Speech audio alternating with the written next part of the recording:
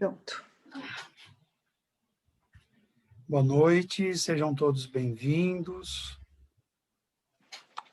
Vamos nos desligando das nossas atividades do dia de hoje, elevando os nossos pensamentos, cumprimentando os nossos mentores, aos mentores do Self, ao Pai João e a toda a espiritualidade maior aqui presente, convidando Jesus para que adentre em nossa reunião, em nossos lares, que possa colocar suas luzes de paz, de harmonia, envolvendo a cada um de nós, acerenando nossas mentes e corações, que possamos assim permanecer em paz e harmonia, bastante receptivos ao comentário do Evangelho nesta noite, que a Mônica possa estar amparada, protegida, intuída pelos bons espíritos aqui presentes.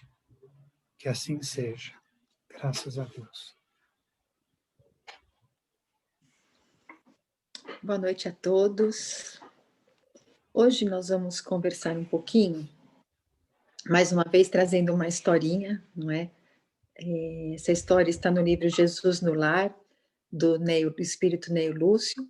Esse livro Jesus no Lar, ele conta passagens das reuniões do Evangelho no Lar que aconteciam na casa de Pedro.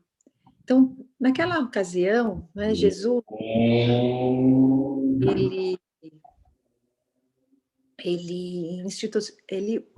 criou, né? O primeiro Evangelho no Lar foi na casa da sogra de Pedro.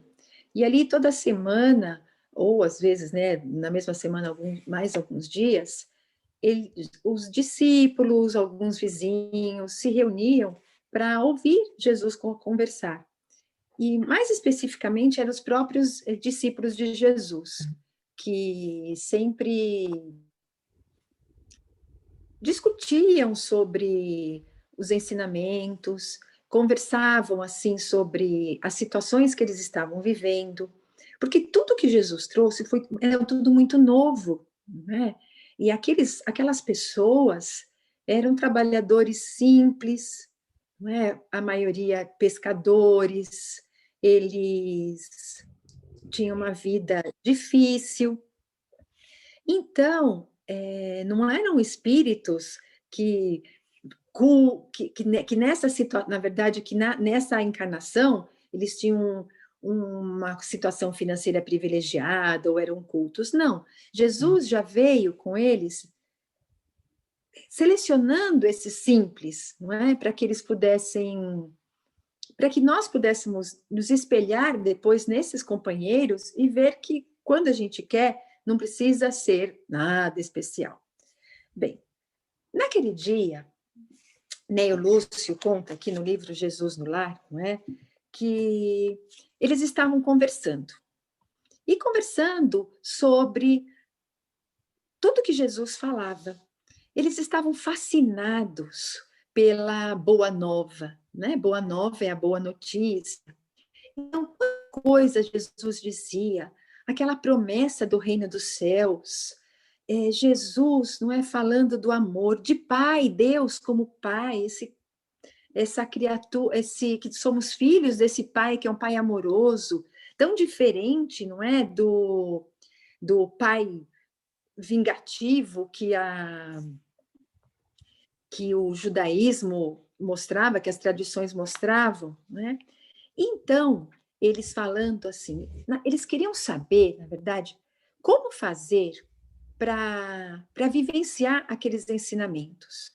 Qual seria a melhor maneira, o comportamento que eles deveriam ter para abraçar aqueles ensinamentos, para que aquilo ficasse realmente interno, né, nos seus corações.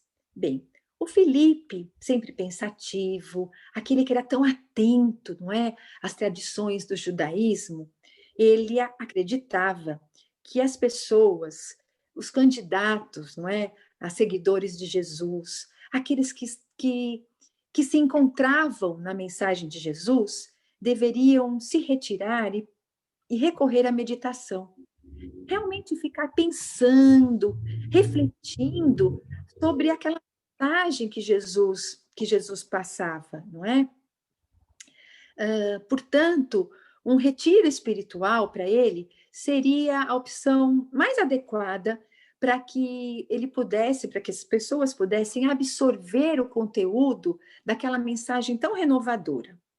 Bem, mas, né, por que ele dizia isso? E era em qualquer lugar que eles tinham que se isolar? Não. Era numa região, como ele dizia, longe do pecado.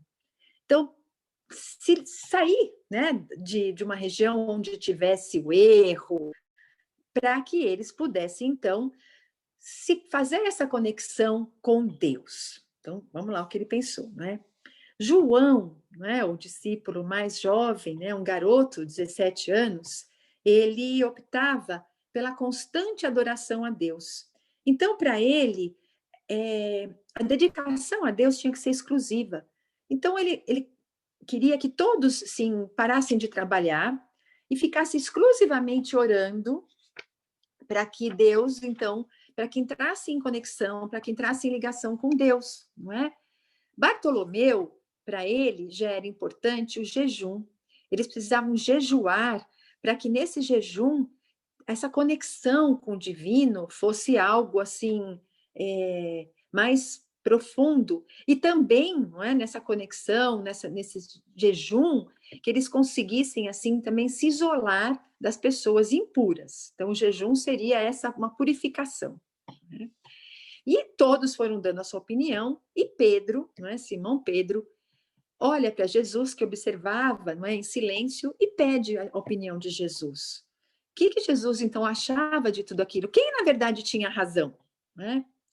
E Jesus, então, olhando a cada um deles, explicou com uma outra pergunta.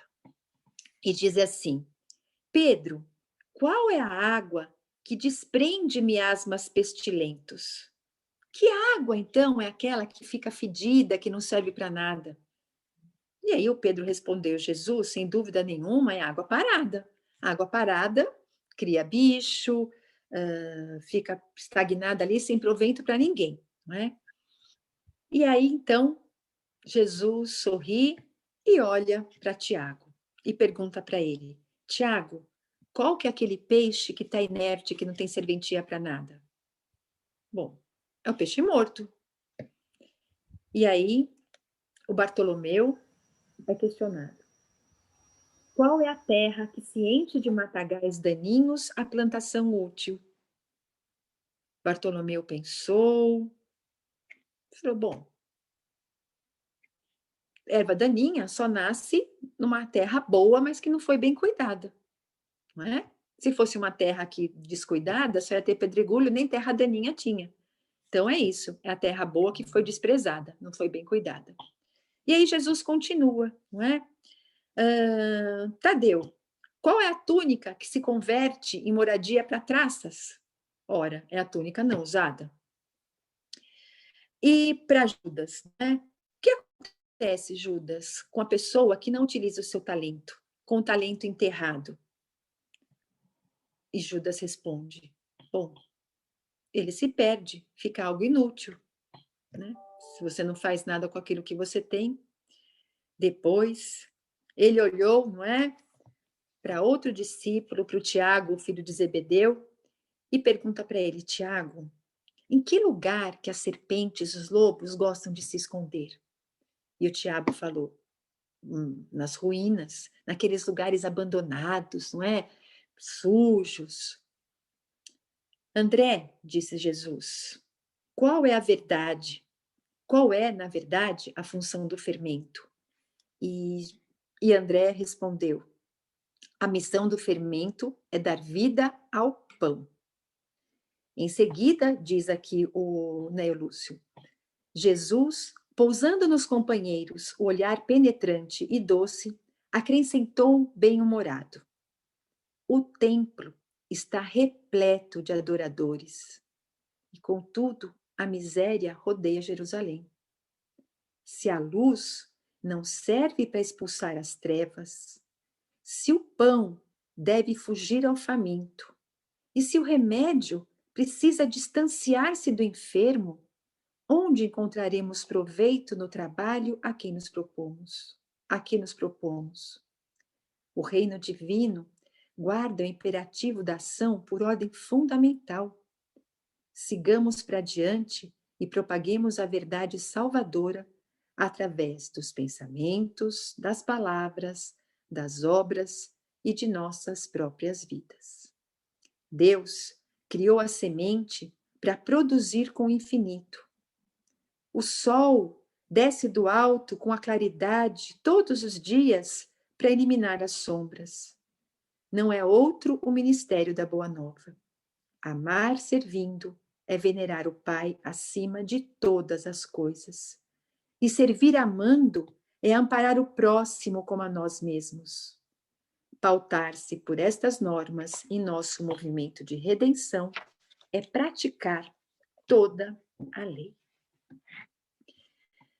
O que é interessante nessa passagem é que com todos os ensinamentos, com tudo que Jesus estava passando, os seus seguidores, que estavam tão próximos àqueles 12, eles ainda traziam, não é, toda aquela carga do comportamento da tradição judaica, do jejum, do se afastar dos pecadores, e nem se dando conta, na verdade, de que Jesus, com as suas atitudes, fazia o contrário.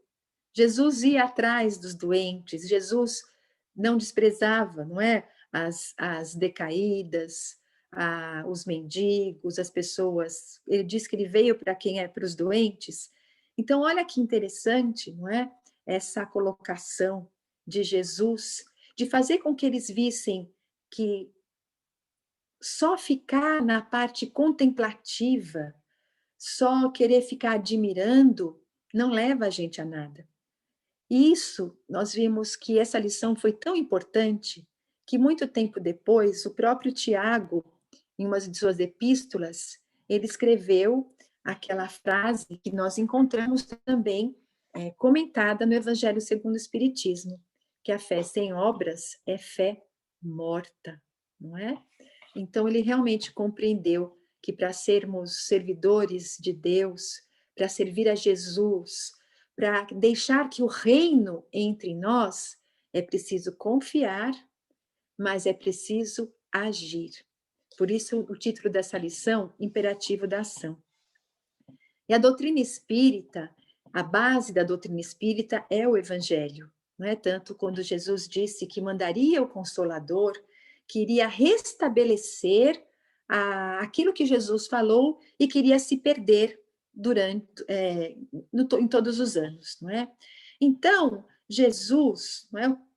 Qual foi os grandes ensinamentos?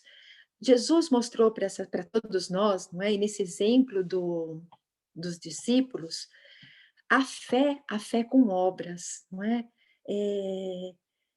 Que todos nós, quando somos tocados dos ensinamentos de Jesus, não podemos mais ficar alheios à dor do mundo. Não podemos mais ficar à margem do sofrimento das outras pessoas. Jesus precisa de cada um de nós para ir até esse coração aflito. E Jesus já falou para eles, qual é essa obra? É através do pensamento, é através do sentimento. Então, quantas maneiras nós temos de estudar?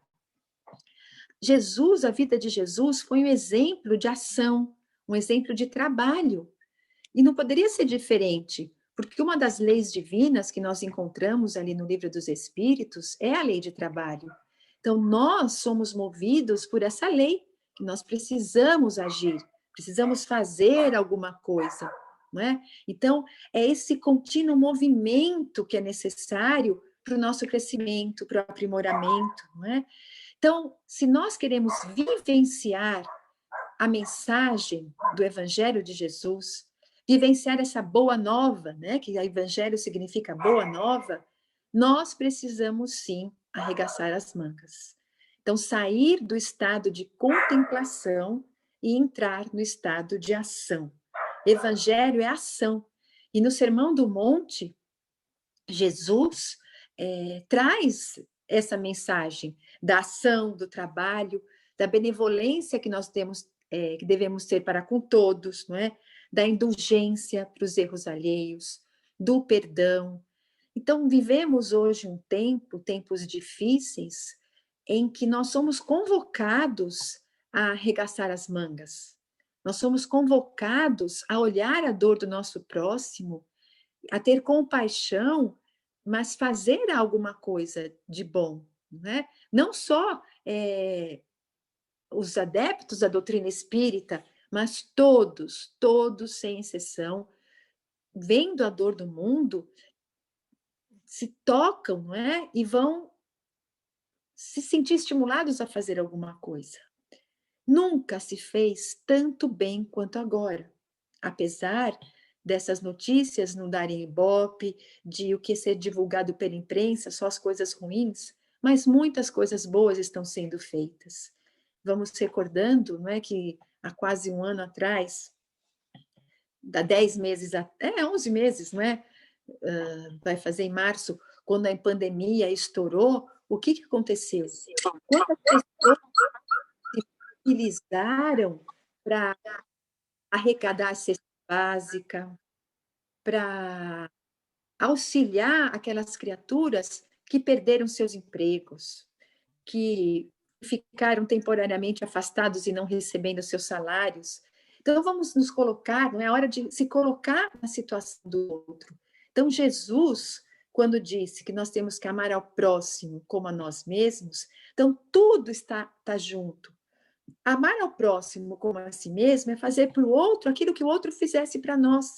Então, se nós estamos vivendo uma situação difícil, o que nós gostaríamos? De alguém estender a mão para nós, para que a gente tivesse um pouco de alívio.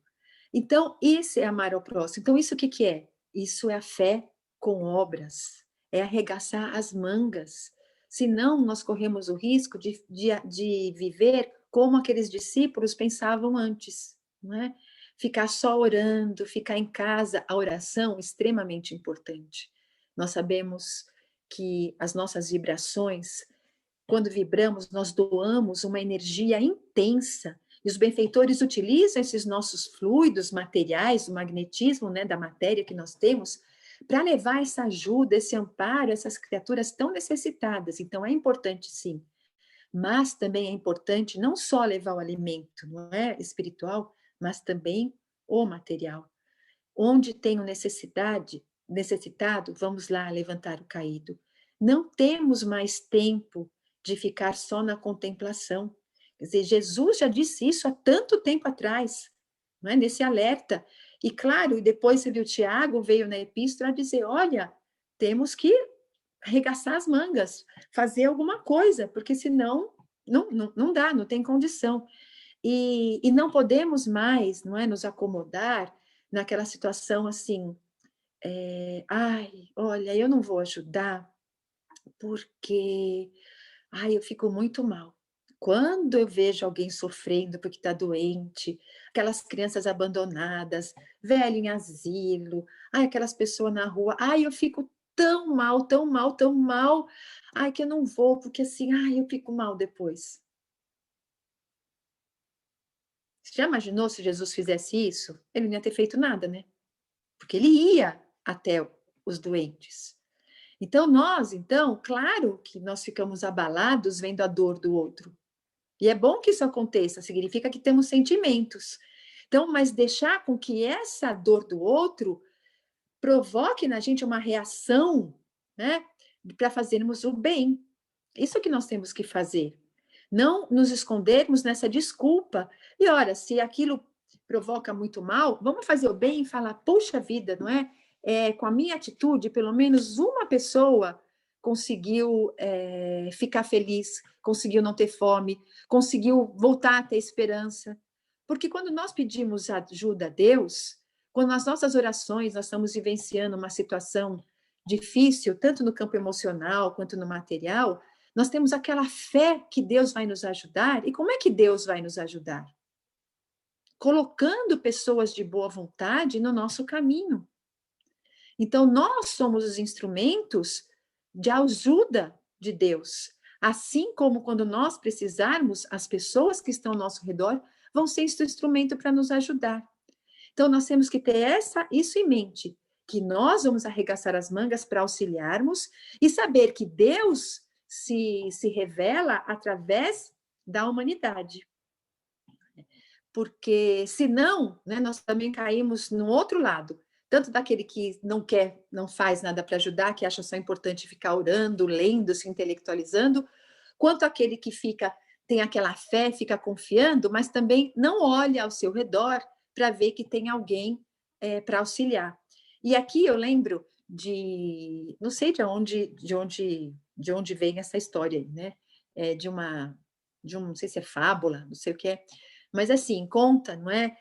Tem duas historinhas assim bem interessantes nisso, que um homem, não é, estava atravessando numa embarcação, numa tempestade, e aquele mar revolto para lá, para cá, no fim, o barco virou e foi, e ele caiu no meio do mar.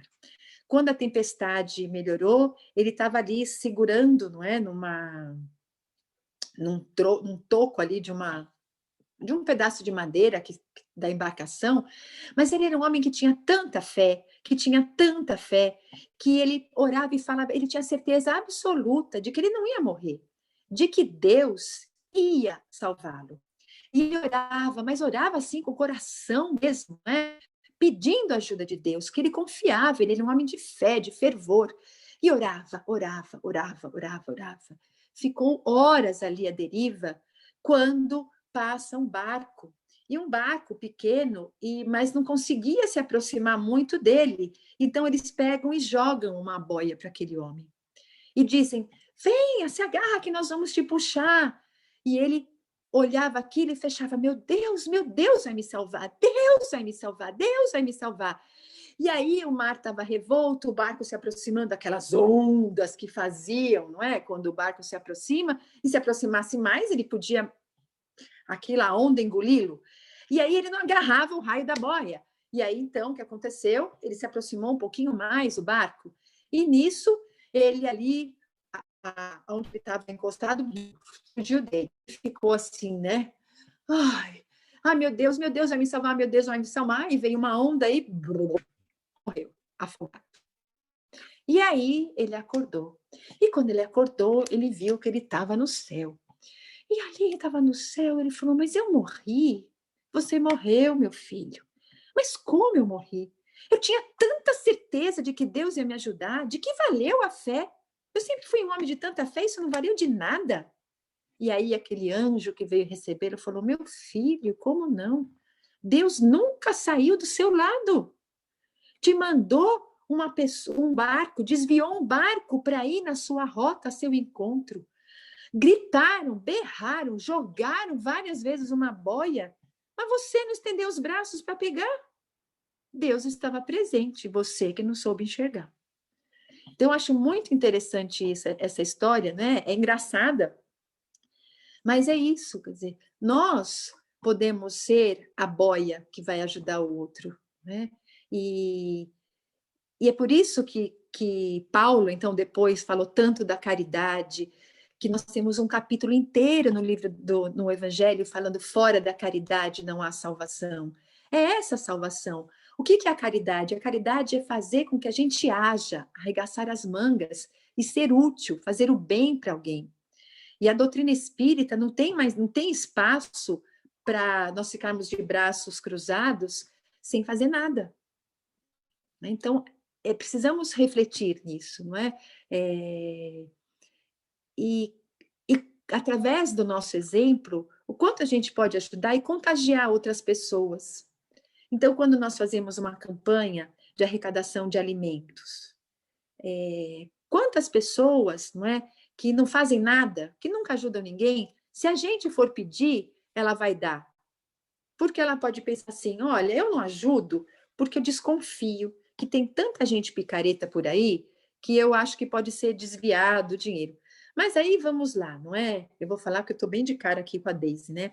Aí a Deise chega e convida, fala, puxa vida, eu trabalho numa instituição que nós distribuímos cestas básicas, estamos precisando de alimento. Você não pode colaborar? E a pessoa fala, nossa, você eu sei que é uma pessoa séria, então eu vou te ajudar. E aquela pessoa, com a nossa palavra, teve uma oportunidade de ser útil, não é? Claro, né, que se for pensar, se a gente for esperar ter alguém confiável para fazer alguma coisa, às vezes a gente não consegue fazer nada. O importante é nós fazermos a nossa parte, procurarmos uma instituição idônea, mas nunca deixarmos de fazer porque temos medo de sermos enganados. E aí nós estamos o quê? Errando, porque nós crescemos não só pelo bem, nós crescemos pelo bem que a gente faz. Quando a gente não faz nada, a gente não cresce. Ah, eu não fiz o mal. Mas você fez o bem? Não. Então você ficou na estaca zero. Então nós temos que fazer o bem. E Jesus foi muito claro, né? E com toda clareza, os discípulos se equivocaram. E a partir daquele dia, eles então, tanto esse ensinamento calou fundo, com esses exemplos tão simples, não é? Do peixe morto, né? da túnica moída, que eles, então, depois da morte de Jesus, fundaram, não é? A Casa do Caminho, essa casa de recolhimento, de caridade, de acolhimento dos desesperados, dos doentes, das pessoas que eles falavam tanto que tinham que se afastar dos pecadores, acolhendo aqueles pecadores, não é? Que Jesus diz que quando a gente fizer alguma coisa por esses, é para ele que nós estamos fazendo. Então, vamos, assim, nos fortalecer, né, nesse trabalho que todos nós nos engajamos de fazer o bem, fazer mais o bem ainda, que, que estiver ao nosso alcance. Vamos contagiar as outras pessoas para que elas também façam isso. E vamos começando a refletir quando lermos, né, um trechinho do Evangelho, quando estudarmos esses ensinamentos escritos nos todos os livros que comentam Vinha de Luz, Fonte Viva, não é? Enfim, vamos ver, puxa, eu estou fazendo mesmo o que Jesus espera de mim, não é? Eu tenho tanta capacidade, porque na verdade nós somos filhos de Deus. Então, se eu sou um vagalume, vários vagalumes juntos conseguem iluminar um caminho. Então, nós somos vagalumes aqui, não é? Ninguém aqui é um farolete ainda. Mas juntos a gente pode fazer tanta coisa boa, né? Tanta coisa de bem para o outro. E como nós já falamos outras ocasiões, e como está lá no Evangelho, a verdadeira felicidade, o que preenche o vazio do nosso coração, é nós sentirmos que somos úteis. E nesse período de transição, nesse século que nós vivemos, onde o materialismo, onde os valores morais estão deturpados, estão sendo deixados de lado, por que tanto caso, né, de pessoas se envolvendo com drogas, se desviando, né, nas viciações de todo tipo, não só nas drogas que são consideradas drogas, mas no cigarro, na maledicência, no sexo desajustado, na cobiça, não é? No poder que leva as pessoas a se corromperem. Por quê? Porque falta esse vazio, tem esse vazio e que quer ser preenchido com coisas materiais, mas as coisas materiais não nos preenchem, nos satisfazem momentaneamente. Então, Joana de Ângeles diz que nós estamos vivendo, não é, a era do vazio interior. E como abrir o coração? Deixando Jesus entrar, fazendo o bem, sendo útil, colocando em ação o Evangelho. E quando a gente olhar uma pessoa com aquele sorriso, com aquele olhar de falar, meu Deus, a minha esperança voltou, porque tem um prato de comer, porque nós somos responsáveis por dar 1 quilo de feijão, a gente vai respirar fundo e vai falar, caramba, nunca pensei que alguém pudesse ficar feliz com tão pouco que eu pude dar. Então, é esse alerta, né? A responsabilidade de cada um de nós nesse momento e a gratidão, porque estamos, não é, inseridos numa doutrina que nos alerta, que dá para a gente esse direcionamento de fazermos o bem, de divulgarmos o bem, não é? E E mesmo com todos os nossos defeitos, as pessoas às vezes podem até olhar e falar: nossa, mas você faz, você isso, você aquilo, e agora você está fazendo essa coisa tão errada, falando mal ou reclamando. Ora, somos humanos, somos cheios de erro, mas estamos nos esforçando muito para fazer o melhor e para acertar. E nada como agir no bem para que a gente continue caminhando. Não está escrito lá que o amor cobre uma multidão de pecados? Vamos cobrir os nossos pecados, não é? Fazendo bem. Bom, essa é a minha reflexão de hoje. E espero que todos nós continuemos assim, não é? Aprendendo a trabalhar no bem, a fazer o bem, unindo as nossas mãos para fazer alguém mais feliz. Um beijo a todos. Falar dos dias atuais é importante, e o plano espiritual tem cobrado isso, né? Para traduzirmos numa linguagem acessível coisas que até então estão um pouco mal resolvidas nas nossas cabeças, né? E por isso surgiu esse curso, que era para ser uma palestra, virou um curso, porque o plano espiritual conduziu para trazer uma série de informações de maneira simples, para que possamos compreender por que estão acontecendo as coisas que estão acontecendo e as que virão. Então, quando a Mônica fala do vazio existencial, essa é a expressão, as pessoas estão com mais dinheiro, com mais posse, com mais conforto, com mais patrimônio, e tristes, melancólicas, sofrendo. Nós vamos discutir isso com detalhe, mas o que é isso, em essência? É esse vazio existencial. As pessoas buscam fugas no tabagismo, no alcoolismo, no sexo, na mentira, buscam fugas. E uma hora essas fugas cansam e não dão mais o que a pessoa pensava que tinha, né? O prazer. E aí ela cai em si e é um vazio. E isso, para a depressão, é um passinho. E para o suicídio é outro. Então, nós precisamos conversar muito disso, porque nós temos familiares, amigos, que precisam de orientação e nós não sabemos levar orientação.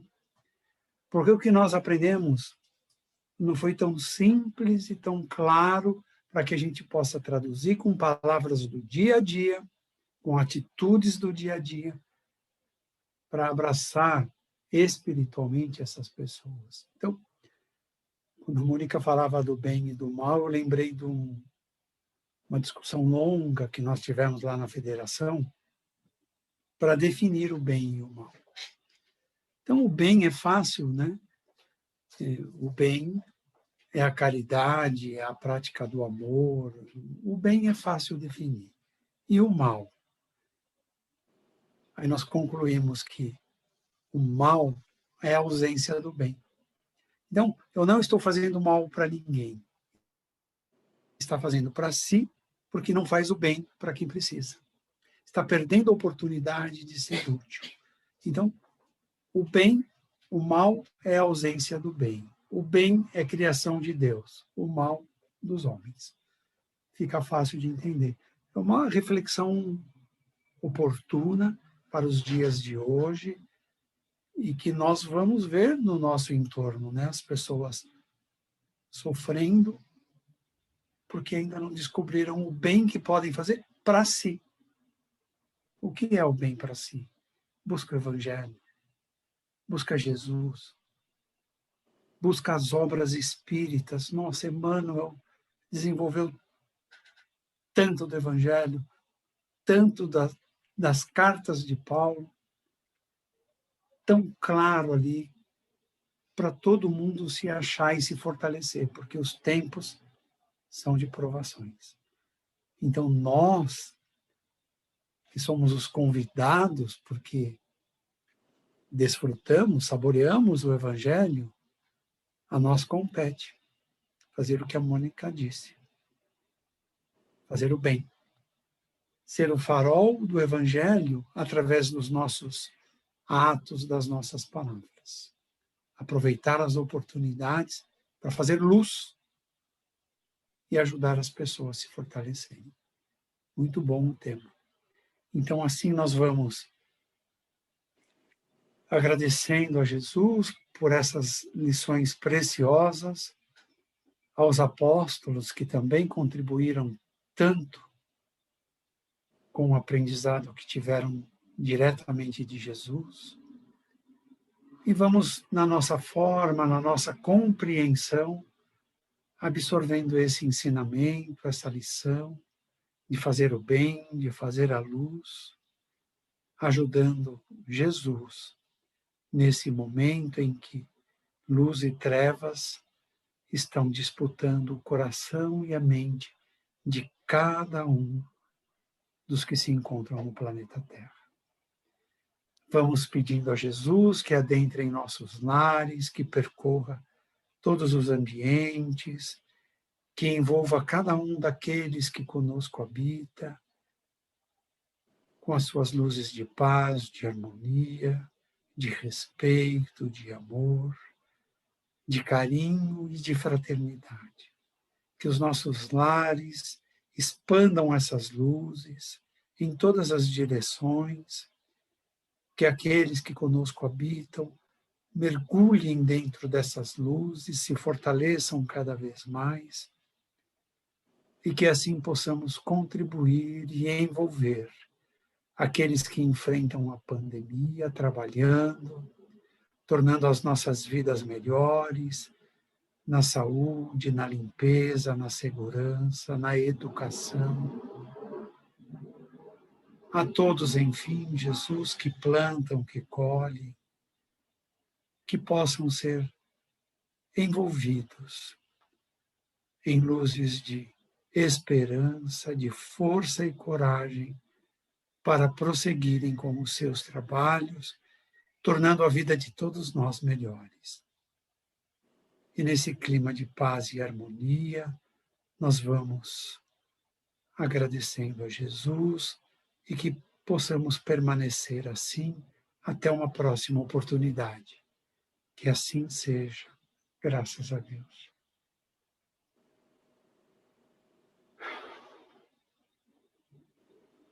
Boa noite, obrigado a todos. Boa noite.